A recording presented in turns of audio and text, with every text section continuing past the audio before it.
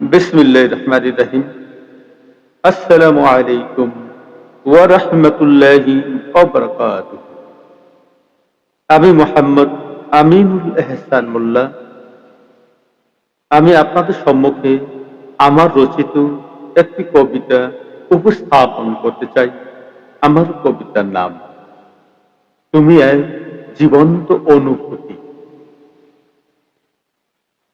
আমি তোমাকে আবিষ্কার করিনি, তুমি এসেছিলে নিঃশব্দে। আমি তোমাকে আবিষ্কার করিনি, তুমি এসেছিলে নিঃশব্দে। যেমন ভোরের আলো এসে শুয়ে যায় গোবন্ধ পৃথিবী। আমার বাহ্যিক দৃষ্টি তোমাকে চেনেনি, কিন্তু হৃদয় চিনেছিল প্রথম স্পন্দনে। কোনো কারণ ছিল না, কোনো যুক্তি ছিল না, তবু তোমার নামহীন উপস্থিতিতে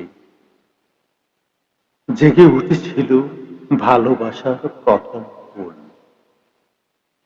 তুমি কতটা সুন্দরী তা আমি জানি না, তুমি কতটা সুন্দরী তা আমি জানি না। তোমার মুখের চেয়েও বেশ সুন্দর তোমার অনুভূতির ছায়া, যা আজও আমার হৃদয়ে আকাশে ভাসে, যা আজও আমার হৃদয়ে আকাশে ভাসে।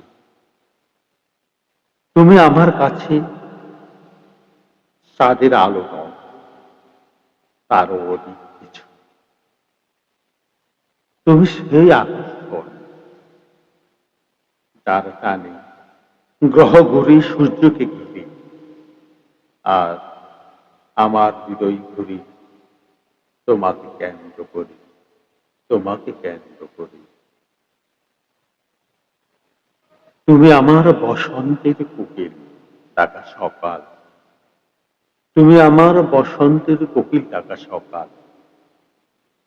বর্ষার ভেজা কদম ফুল, শরতের শুভ্র মেঘ, আর নিঃসঙ্গ রাতের একমাত্র জাগ্রত তারা। আজ তোমার স্মৃতি রক্তের সঙ্গে মিশে প্রবাহিত হয়। আজও তোমার ছায়া আমার প্রতিটি নিঃশ্বাসে ধোলা দেয়, ধোলা দেয়। হয়তো কোনোদিন তুমি জানবে না, কোনোদিন না, কত গভীর হলে ভালোবাসা একজন মানুষকে অনুভূতিতে পরিণত করে।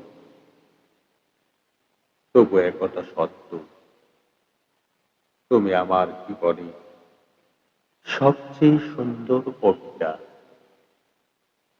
তবু একথা সত্য, তুমি আমার জীবনে সবচেয়ে সুন্দর কবিতা, সবচেয়ে নীরব প্রার্থনা, সবচেয়ে পবিত্র ভালোবাসা। তুমি কোনো মানুষ নও শুধু, তুমি এক জীবন্ত অনুভূতি, তুমি এক জীবন্ত অনুভূতি, অনুভূতি। ধন্যবাদ।